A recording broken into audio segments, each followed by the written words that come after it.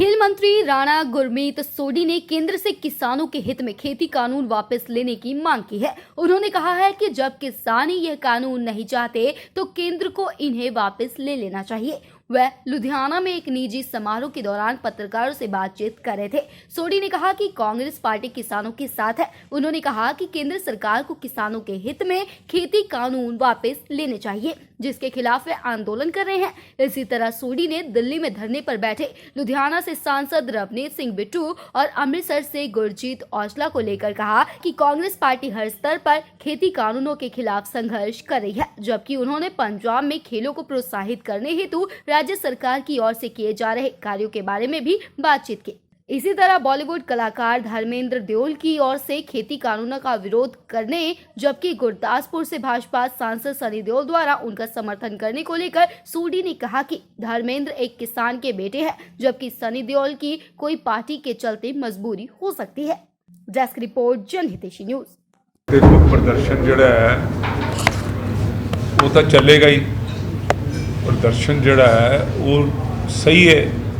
किसानां दीयां मंगां 'च जे कोई गलत चीज़ हैगी है तो लोग दसन, सरकार दसे, लेकिन साडियां मंगां जिहड़ियां किसानी मंगां ने, जिहदे वास्ते गरीब किसान भैन भरा अज सड़कां ते उतरे हुए ने। कोई पागल थोड़े ही असीं, ना ही असीं घरों कढे हुए, असीं तां सरकार दा दरवाज़ा खटखटा रहे हैं। और जे सरकार नहीं समझ रहीगी, ये प्रदर्शन जारी रहेगा।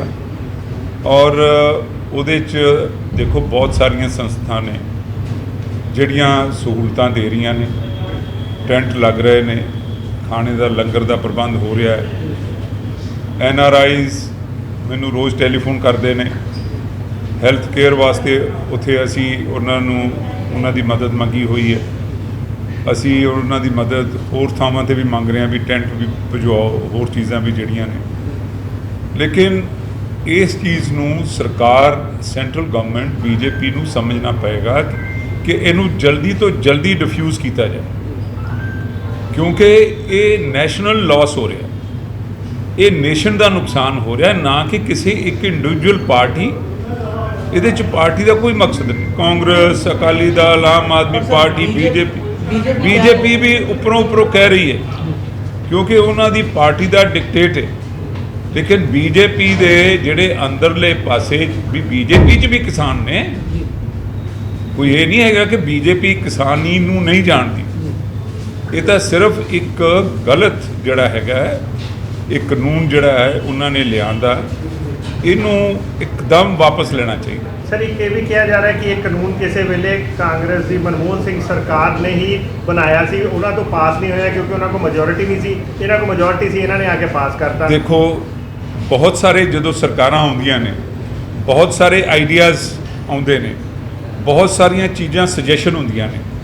जे कांग्रेस पार्टी बाकी दे कानून जारी कर सकती सी, असी हो सकता है कि ਇਹਦਾ ਤੁਸੀਂ ਇਹ ਕਹਿ ਰਹੇ जी भी ਇਹਦੀ परसैप्शन ਜਾਂ ਇਹਦਾ कॉन्सैप्ट ਜਾਂ ਇਹਦੀ थॉट कांग्रेस पार्टी ने की हो।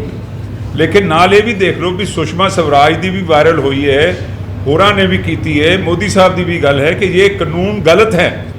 उन्होंने उदों एडवाइस किया तो कांग्रेस पार्टी ने बिल्कुल इस लागू नहीं किया, अटैम्प्ट भी नहीं किया। लेकिन उदों ये ओपोजिशन च सीगे, जे ये उदों सानू ये अकल दे सकते तो हुण पावर च आके अकल लै नहीं सकते। सर, एक कांग्रेस के MP सिर्फ 2 ही MP उत्थे लगे हुए, एक लुधियाने वाले तो एक अमृतसर वाले MP, की बाकी सारी कांग्रेस उन्हां नाल तकल्लुफ नहीं रखती किसानों के हक च, या वो कांग्रेस पार्टी की गल नहीं मनते? एक मिनट गल, हर एक बंदे की अपनी अपनी थॉट। कांग्रेस पार्टी ने सब तो पहला ये झंडा चुकिया सी, किसानों का एक अपना रोस है। ये मैं पहला कहा भी असी पार्टी तौर पर असी ऑलरेडी PM का, प्रेजिडेंट का, एग्रीकल्चर मिनिस्टर का, होम मिनिस्टर का दरवाज़ा खटखटा चुके। मुख्यमंत्री कैप्टन अमरिंदर सिंह जी मीटिंग्स कर चुके हैं, उन्होंने समझा चुके हैं बार बार। असी अपने इलाकों के विच प्रदर्शन किया, जिहड़े फार्मर्स ने वो साडे इलाकों च गए हुए, साडे ही भरा ने, साडा ही सपोर्ट भी सानू करते हैं, सानू ही उन्होंने बनाया। ਲੇਕਿਨ ਉੱਥੇ ਇੱਕ ਕਿਸਾਨੀ ਦੇ ਤੌਰ ਤੇ ਕਿਸਾਨ ਦਾ ਝੰਡਾ ਹੈ, ਉਹਦੇ ਥੱਲੇ ਕਿਸਾਨ ਜਦੋਂ ਗੱਲ ਕਰਦੇ ਆ ਉਹਦੇ 'ਚ BJP, Akali Dal, Aam Aadmi party, Congress party, communist party, ਸਭ ਪਾਰਟੀਆਂ ਇਕੱਠੀਆਂ ਹੋ ਕੇ ਉੱਥੇ ਬੈਠੀਆਂ।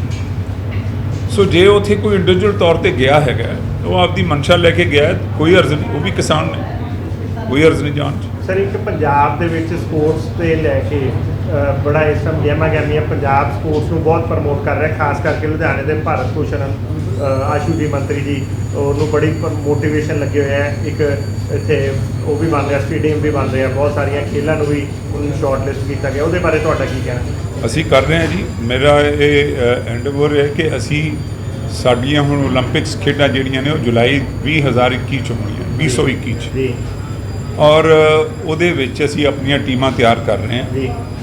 ਉਹਦੇ 'ਚ ਅਸੀਂ individual athletics, badminton, hockey, shot put, long jump, long run, ਜਿਹੜੇ ਵੀ ਐਥਲੀਟਸ ਨੇ ਅਸੀਂ ਉਹਨਾਂ ਦੀ ਟ੍ਰੇਨਿੰਗ ਜਿਹੜੀ ਹੈ ਬੜੀ ਅੱਛੇ ਢੰਗ ਨਾਲ ਕਰਾ ਰਹੇ ਹਾਂ। ਸਟੇਡੀਅਮ ਨੂੰ ਅਪਗ੍ਰੇਡ ਕਰਾ ਰਹੇ ਹਾਂ, ਨਵੇਂ ਸਟੇਡੀਅਮ ਬਣ ਰਹੇ ਨੇ, ਸਪੋਰਟਸ ਇਕਵਿਪਮੈਂਟ ਲਿਆ ਜਾ ਰਿਹਾ, ਸੋ ਬਹੁਤ ਸਾਰੇ ਡਿਵੈਲਪਮੈਂਟ ਹੋ ਗਏ। ਸਰ ਪੰਜਾਬ ਦੇ ਕੁਝ ਸਕੇਟਿੰਗ ਵਰਗੀ ਇੱਕ ਬੜਾ ਅੱਛਾ ਗੇਮ ਹੈਗੀ ਹੈ ਸਕੇਟਿੰਗ।